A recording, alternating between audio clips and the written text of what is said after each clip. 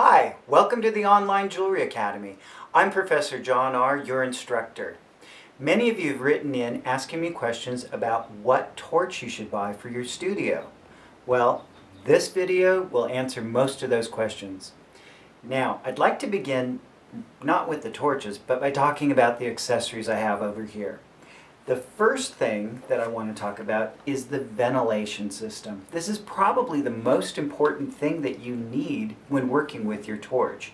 We have another video on our channel that explains step by step in detail how to make this simple system. Believe me, you don't want to operate a torch without one. Now, the first thing that's on the tray here is something called a striker. Now, the way that this tool operates is there's a rough surface inside here that a flint is rubbed across inside this little cup.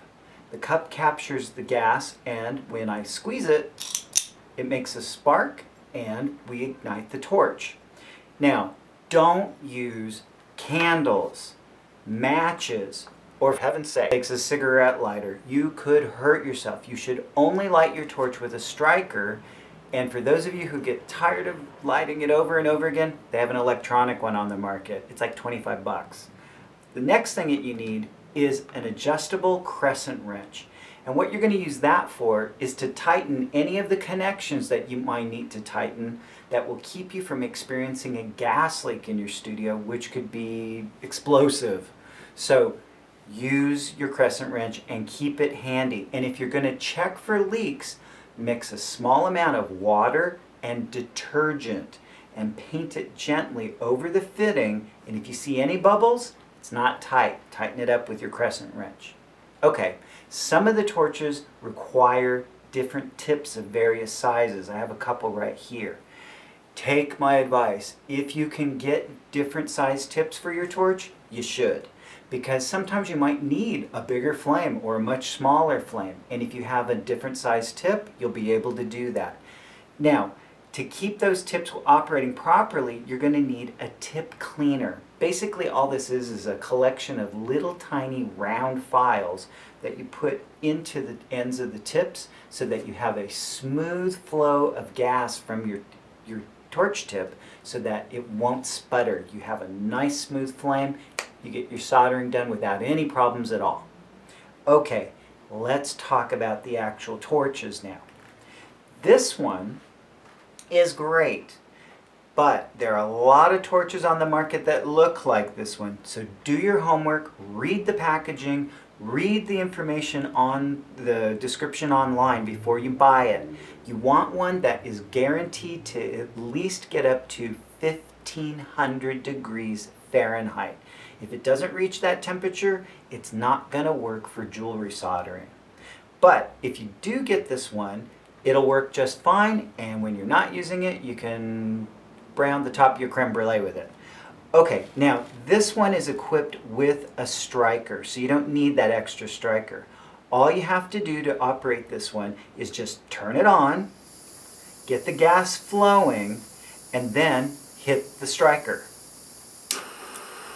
Once the torch is going, you can put it into any position you need in order for it to do the soldering job that you want to accomplish. When you're done, just turn it off and it goes off. Now, you can refill it with a can of butane.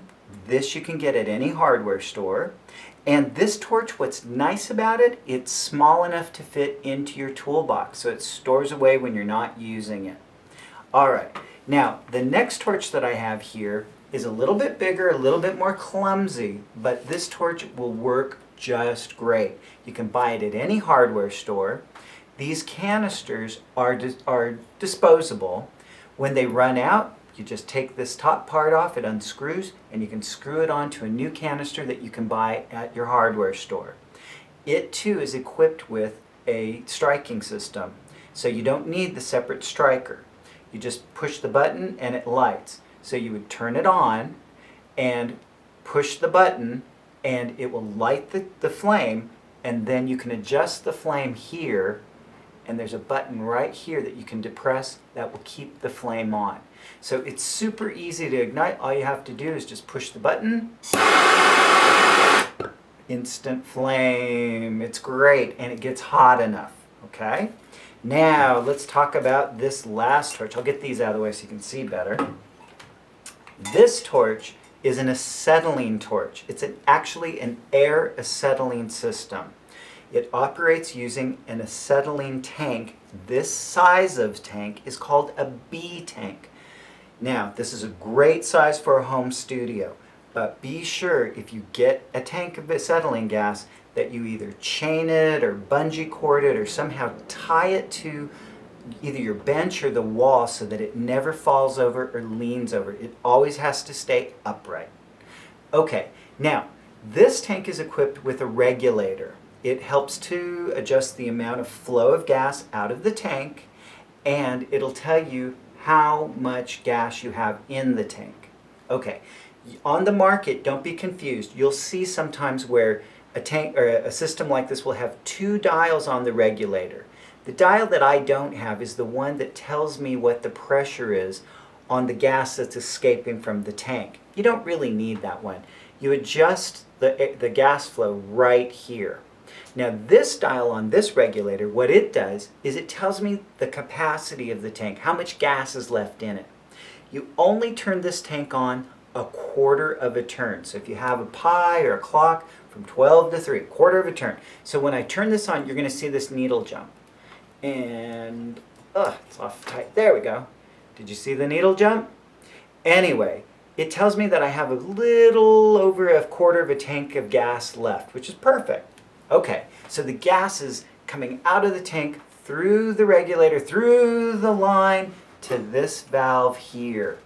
Did you notice I have a nice stand for this? That's what's kind of convenient too. Anyway, when I turn this valve on, what's going to happen is the gas is going to escape through the valve. It's going to go into the tip. It's going to rush through that tip. And that action of moving so quickly is going to cause the air to get sucked in right here. And it's going to blend with the gas so that we get excellent combustion. It's super easy to light. All you do is you just crack it on a little bit, capture some gas in the striker, and there's your flame. You can turn it up or you can turn it down. A good flame will be a quiet flame. There, nice and easy. Okay, remember this. If you don't know how to operate the torch safely, you might want to talk to your representative at the welding company or gas company where you get your tank. You can also talk to your local fire department for tips. But whatever you do, work safe and have fun making jewelry. I hope you found this video helpful. Keep watching and subscribe to the onlinejewelryacademy.com.